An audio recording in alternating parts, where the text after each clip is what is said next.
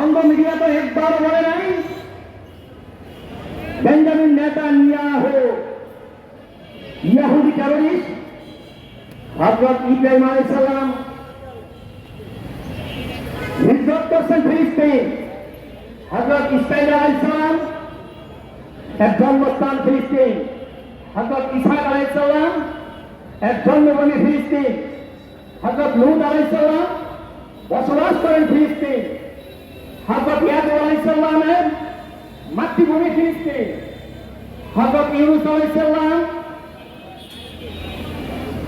শিশুকাল কাটান ফিলিস্তিন, আল্লাহর নবী হযরত দাউদ আলাইহিস সালাম ফিলিস্তিনের বাদশা ছিলেন এবং তিনি সেখানেই জন্মগ্রহণ করেন। হযরত সুলাইমান আলাইহিস সালাম এর জন্মস্থান ফিলিস্তিন, হযরত ইয়াহইয়া আলাইহিস সালাম এর জন্মস্থান ফিলিস্তিন, হযরত মারিয়াম আলাইহিস সালাম এর জন্মভূমি ফিলিস্তিন। জনাব মুহাম্মদুর রাসূলুল্লাহ সাল্লাল্লাহু আলাইহি ওয়াসাল্লাম তিনি হিজরত করেন ফিলিস্তিন। এই ফিলিস্তিনের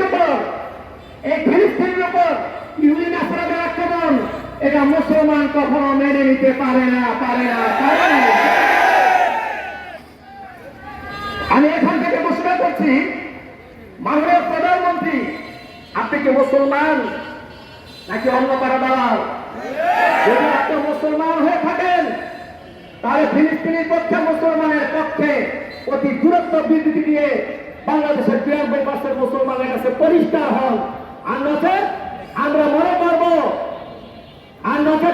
মনে করবো আপনি মুসলমান নয়, আপনি ইহুদিদের দালাল।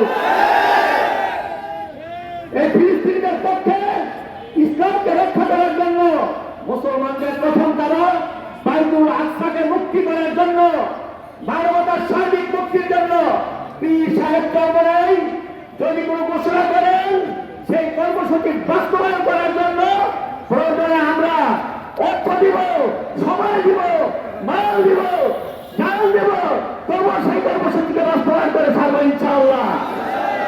আসসালামু আলাইকুম ওয়া রাহমাতুল্লাহি ওয়া বারাকাতুহু।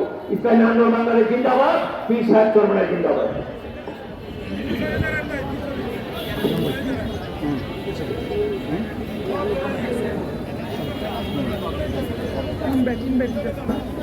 সংগ্রামী তৌহিদি জনতা, এই পর্যায়ে গুরুত্বপূর্ণ বক্তব্য নিয়ে আসেন ইসলামী শ্রমিক আন্দোলন নারায়ণগঞ্জ মহানগর সভার সংগ্রামী সভাপতি জননেতা মিনিস্টার আলমদ্দিন মুফতি মোহাম্মদ হাবিবুল্লাহ হাবিব। বক্তব্য নিয়ে আসেন মুফতি মোহাম্মদ হাবিবুল্লাহ হাবিব।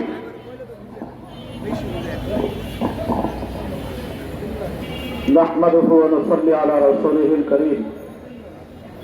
সংগ্রামী বিক্ষুব্ধ তৌহিদি জনতা, আমরা সকলেই জানি ফিলিস্তিনের উপর যেভাবে অত্যাচার, নির্যাতন, জুলুম করে তারা হত্যা, খুন ধর্ষণ করছে, এভাবে চলতে দেওয়া যাবে না। বাংলার জমিনে যে সকল মুসলিম বাংলাদেশী আবাবিল পাখি তৈরি হয়েছে, আমাদের প্রথম ক্যাপলা বাইতুল আকসাকে নিয়ে খেলা হচ্ছে। এই আবাবিল পাখি ততক্ষণ পর্যন্ত মাথায় থাকবে, রাজপথে থাকবে, ততদিন পর্যন্ত ফিলিস্তিন স্বাধীন না হবে। আমরা মাথায় আছি, রাজপথে আছি, ততক্ষণ পর্যন্ত থাকবো, ততক্ষণ পর্যন্ত বাইতুল আকসা মুক্ত না হবে ইনশাআল্লাহ।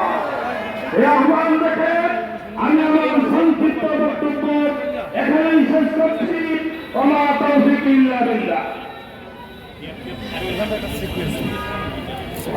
সংগ্রামী জনতা, সমাবেশের পর্যায়ে গুরুত্বপূর্ণ বক্তব্য পেশ করেন ইসলামী আন্দোলন বাংলাদেশ নারায়ণগঞ্জ শাখার সংগ্রামী জয়েন্ট সেক্রেটারি হাজী আমানুল্লাহ।